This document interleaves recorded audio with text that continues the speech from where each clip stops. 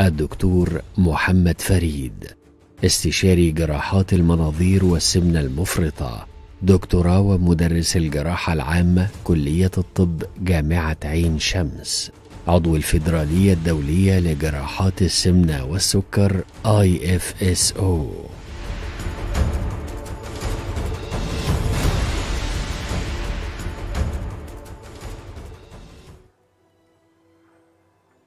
أهلا بيكم. النهاردة يوم مهم جدا في عالم السمنة وجراحاتها الممتعة الرائعة النتائج.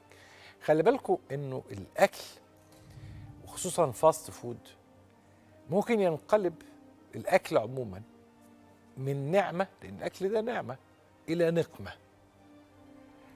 لو دخل فيه يد المنتج اقول ايه الطماع. ودايما المنتج للاكل وصاحب البراندات اللي عايز يعمل لها انتشار عنده حاله من الطمع، لانه بيزنس مان في الاخر. ده بيحط العالي بتطلع لي صور الاكل، صفحه مش عارف مطعم ايه يطلع لي صور اكل، بروح جاي على طول شايلها تماما. مخيفه ليه الصفحات دي؟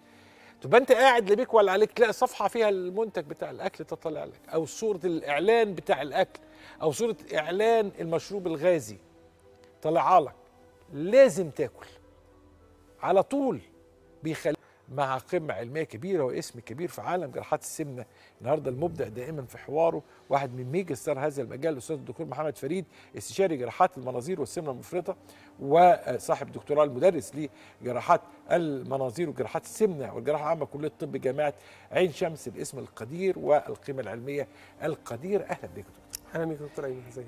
تحدث قضيه خطيره للغايه، هي انه المريض يمشي معنا في الطريق بتاع الحوار، انه يعترف انا مريض سمنه مفرطه واحتاج الى تدخل بالفعل الجراح واجرى له عمليه تكميم او تحويل مسار، ثم نفاجأ بانه يحتاج الى ما يسمى بعمليه تصحيح. تصحيح دي كلمه تقلق قوي جدا، لانه تصحيح معناه ان في خطأ. هل خطأ؟ يعني التصحيح كلمه كوريكشن تعني ان هناك خطأ وانا عايز اصلحه. طيب هو السؤال، مين اللي ارتكب الغلط؟ ده سؤال حلو جدا. وده بدأنا نشوفه في اخر سنتين ثلاثه، يعني قبل كده ما كناش نسمع عن عمليات التصحيح دي. طيب امتى اقول ان العين محتاج تصحيح؟ حاجه من ثلاثه هنقولها. يا اما العين كان عامل عمليه من العمليات القديمه جدا اللي اتلغت، اللي هي البتر فلاي او التدبيس المعده والكلام اللي هو كان بيتعمل في 2006 و2005 الكلام ده كان هو بيتعمل وما كانش غلط انه يتعمل وقتها، ان هو ده كان الستاندرد اوف كير زي ما بنقول. فالعمليات دي اثبتت فشلها، والعيانين يا بيخسوا جدا جدا جدا ويبقوا يعني مش قادرين يعيشوا حياتهم، يا اما بيرجعوا يزيدوا في الوزن تاني. فالعيان ده محتاج عمليه تصحيح، او ان العيان عمل عمليه تكميم او تحويل مسار. حاجه من الاثنين بقى، يا اما الجراح اللي عملها له ما عملهاش صح، وده للاسف بنشوفه، انه سايب له مثلا في التكميم مثلا سايب له الفندس كبير جدا، يعني قبه المعده كبيره جدا، او عمل له تحويل مسار وسايب له الباوتش او الجيب طويل وكبير جدا. فطبعا العين اصلا ما خسش غير 10 20 كيلو. وانا شفت كده، يعني كان عندنا شاب هو عمل تكميم خس 20 كيلو بس وفضل. ولما عملنا له اشعه ثلاثيه الابعاد لقينا عنده معده فندس مكتمل. طبعا نصحنا له قبه معده، يعني زي قبه معده كامله. يعني معانا صور ليها هنبقى نعرضها. قبه معده كامله. طبعا احنا نصحنا انه يعمل تحويل، هنقول علاجات الكلام ده ايه، بس ما هاي الصوره بتاعتها جت اهي. دي احنا شايلينها من عين عامل تكميم قبل كده. دي معده متشاله من عين، يعني احنا عملنا دي يعني لا، يعني يعتبر اللي عمله قبل كده ما كانش عمليه. يعني اعتقد ان دي معده متشاله من، يعني دي معده من عيان عامل تكميم. فطبعا يبقى دي ممكن تبقى غلطه، يا اما العيان ما فهمش العمليه والتكنيك بتاعها وطريقه انقاصها للوزن كويس، فبدا يتعامل مع العمليه غلط، وياخدها ان هي انا عملت العمليه اذا اكل براحتي واعيش حياتي وما اخسش. ما فهمش المغزى الاساسي من العمليات، انها بتغير اللايف ستايل. فتلاقي عيان عامل تكميم وهو طول النهار شغال تلقيط واكل حلويات وصودا فطبعا مش هيخس كويس، وبعد سنتين من العمليه او ثلاثه يبدا وزنه يزيد تاني. ودي نسبه الناس هتتخطى 10 15%. او عيان عامل تحويل مسار وبرضه لخبط في الاكل. فدول العوامل اللي بتخلينا نقول ان العيان محتاج تصحيح للعمليه. التصحيح ده بقى كذا حاجه. طبعا الستاندرد في التصحيح ان انا بعمل عمليه تحويل مسار، يا كلاسيكي يا مصغر. احيانا بعض الناس زي زميلنا اللي عمل العمليه دوت ان هو ممكن يعمل اعاده تكميم، مش الحل الامثل، لكن في بعض الناس بتبقى رافضه فكره الفيتامينات بعد العمليه، فبنعمل له بقى اشعه ثلاثيه الابعاد. لو لقينا ان السبب زياده الوزن بعد العمليات ان هو فعلا العمليه معموله غلط وان المعده كبيره، ممكن نديله فرصه ثانيه مع التكميم. واحنا عاملين اكتر من كذا حاله بالمنظر ده، والحمد لله العيانين بيخسوا كويس، لان الغلط كان في العمليه السابقه. لكن لو العيان المعده بتاعته صغيره فعلا والمشكله في البيهيفير بتاع العيان، فعلاج العيان ده بينقسم الى شقين، لازم اغير البيهيفير بتاعه، وعشان كده لازم يبقى معانا حد في الفريق، حد سايكايتري او حد نفسي عشان يأهل العيان نفسيا ان هو يظبط الدنيا دي. ثانيا بنعمل عمليه تحويل مسار بقى، بنصغر له الباوتش ونعمله تحويل مسار بحيث يساعده ينزل في الوزن. فموضوع التصحيح ده موضوع كبير جدا، وان شاء الله نبقى نفرده مع حضرتك ونقوله في حلقات تانية، ونجيب اشعاعات ونجيب فيديوهات ونوري الناس الفرق بين مشاكل العمليات السابقه ايه، وازاي نتعامل مع كل نوع من مشاكل العمليات كتصحيح. يعني نبقى نعمل له لقاء خاص يعني مع حضرتك نشرح فيه الكلام ده. احساسي بالتصحيح انه بيحتاج منك زي كانك بتعمل معادله، كانك بتعمل مبنى هندسي كده تحطه في الاعتبار عوامل كتير عشان تطلع بنتيجه هعمل ايه تصحيح للعيان. ده لا شك فيه، ده فعلا كده، لان العيان فرصته الثانيه بتبقى فرص النجاح فيها كانقاص الوزن اقل من الاولانيه. يعني احد زي ما حضرتك عارف دايما الفيرست تشانس البيست تشانس، فلما انا هعمل له عمليه اخرى نزول الوزن بعديها محتاج مجهود اكبر، فمحتاج تختاروا العمليه، تعرف سبب زياده الوزن الاول ايه تاني بعد النقصان، وتختار له العمليه المناسبه وتؤهله نفسيا. عوامل مجتمعه علشان اقدر اوصل بيها ان العيان فعلا بقى العمليه دي تبقى اخر عمليه بالنسبه له ويقدر ينزل فيها في الوزن كويس. فالموضوع مركب شويه، محتاج شويه مجهود، عشان كده عمليات التصحيح قصه لوحدها، مش زي العمليات العاديه. طيب في عالم السمنه كلها كده عامله زي سيمفونيه، جراحه نفسها، جراحه بالمنظار، تكنولوجيا رائعه، مناظير هاي ديفينيشن بكل بقى التقدم في التصوير والاضاءه، دباسه عامله ازاي مش عارف تراي ستيبلر، ودباسه الاوتوماتيك اوتوميتد، سيمفونيه، موسيقى هاديه جميله جدا. فجاه في وسط الموسيقى دي، عارف السيمفونيه ساعات تسخن مره واحده كده وصوت عالي يظهر مره واحده، رعب، كلمه مرعبه اسمها التسريب. انا بكلمك بمنتهى الصراحه، ده حقيقي. اول ما تقول تسريب العيان يبدا يقلق، بانيك، يخاف. ايه هو التسريب ده؟ اول حاجه. طب الجزء الثاني بقى، يعني هل التسريب الان ما زال بانيك ولا اصبح كلمه عاديه بنسمعها عادي ونقدر نتصدى ليها عادي؟ طيب خلينا نحط بيز لاين عشان الناس تبقى كلها فاهمه. في الاول وفي الاخر دي جراحه، وجراحه بمعدلات امان تصل ل 98 و99%. مفيش جراحه من الجراحه، احنا بنشتغل جراحه وحضرتك انا مدرس في جامعه عين شمس وبنشتغل جميع انواع الجراحات، وده مهم جدا على فكره جراح السمنه، وهنتكلم عن الموضوع ده. فان نسبه المضاعفات تبقى 1 أو 2%، والنسبه دي نسبه حقيقيه، ومش نسبه ابحاث بره بس، ده نسبه شغلنا هنا في مصر على مستوى جراحين السمنه كلهم. فالنسبه دي موجوده، ونسبه 1% او اقل كمان، فدي نسبه قليله. ده نمبر 1. نمره 2، التسريب دلوقتي احنا بنعمل كذا حاجه عشان ما تحصلش، استخدام الدباسات واختبار التسريب، ونعمل تغليف، بنحوط العيان من كل الجهات. مش بس كده، وهنشوف احنا اختبار التسريب اهو، دي المعده بعد ما بتتقص. نقطه مهمه جدا يا جماعه، لازم المعده تبقى بالانسيابيه دي، الجدار الامامي قد كده اهو، بننفخ المعده وبنشوف خط الدبابيس كله ما فيش اي حاجه الحمد لله، يبقى ده اختبار التسريب اللي بنعمله. ودي كمان التغليف اللي بنعملها، او نفخ المعده اهو. نفخ المعده اهو. احنا بس في نقطه مهمه جدا من اسباب التسريب، ان المعده ما تبقاش انسيابيه. فلو مش انسيابيه يبقى في بريشر عادي فوق فيحصل تسريب. زي ما احنا شايفين الدنيا انسيابيه، بنخش البوجي بمعيار في منتهى السلاسه، مفيش اي مشكله خالص. فاختبار التسريب ده لو حاجه جوه العمليه بانت ناخد بالنا منها، وبعد ما بنعمله هو من غير التغليف نرجع نعمل تاني تغليف للمعده علشان ندفن الدبابيس ما يحصلش حاجه. فمعدلات الامان بتاعت القصه دي زادت جدا. مش بنكتفي بالقدر ده بس، احنا بعد العمليه بنتابع العيان لحظه بلحظه، عشان لو لا قدر الله حصلت اي حاجه نلقط العيان بدري، يبقى في تدخل، كذا نوع من انواع التدخل بقى.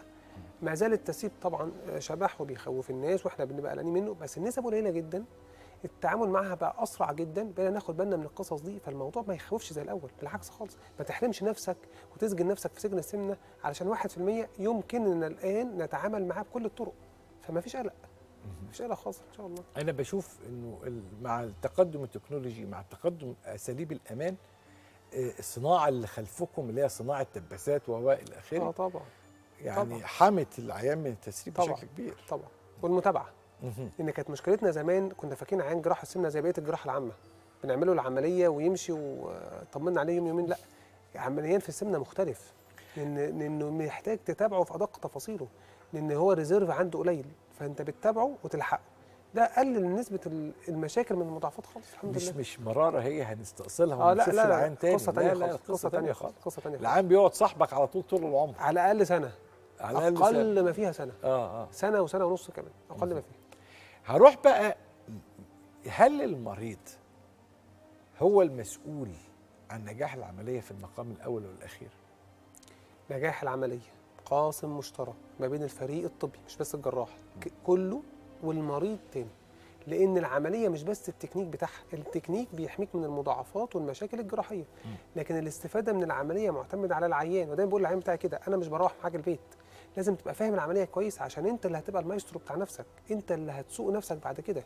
انت ليك عليا ان انت تتعامل العمليه بالمعايير العالميه، نختار مع بعض العمليه المناسبه، نعمل العمليه حرفيا مظبوطه جراحيا، تخدير مظبوط، تتعافى سريعا. بعد شهر شهرين من العمليه انت لازم تبقى فاهم تتعامل ازاي مع الوضع الجديد.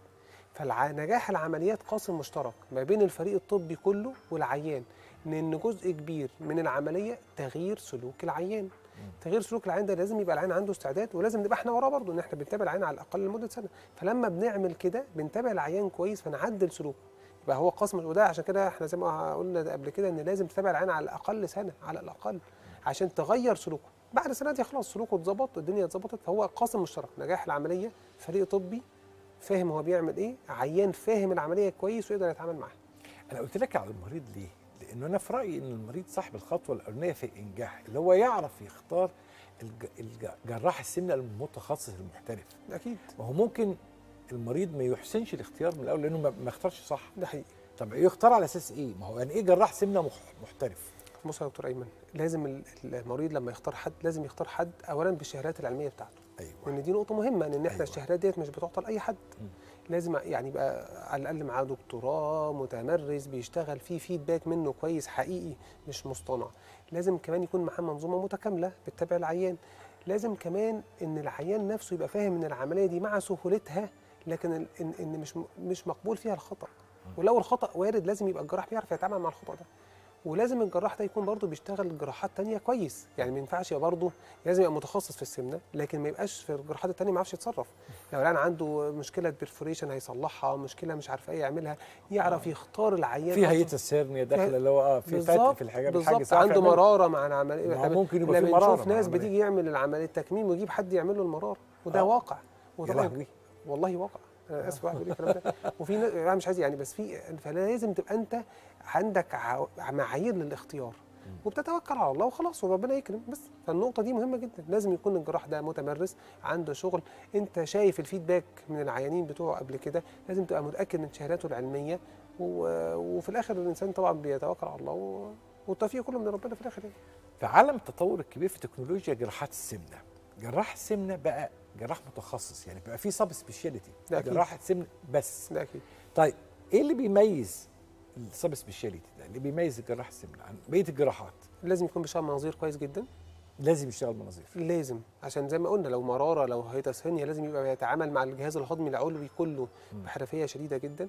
لازم يبقى عنده ملم بكل ابعاد السمنه واضرارها، لازم يبقى ملم بالمضاعفات اللي ممكن تحصل من السمنه عشان يعرف يتعامل معاها، لازم يبقى عنده طولة بال عشان يتابع العيان بتاعه ويبقى فاهم البيهيفيرز بتاعته، لازم يبقى عنده نوع من انواع السايكولوجيكال سبورت للعيان بتاعه وهو بيعدي بالمراحل، تغيير اللايف ستايل وتغيير نظام الاكل، كل ده لازم يبقى متوفر في الجراح.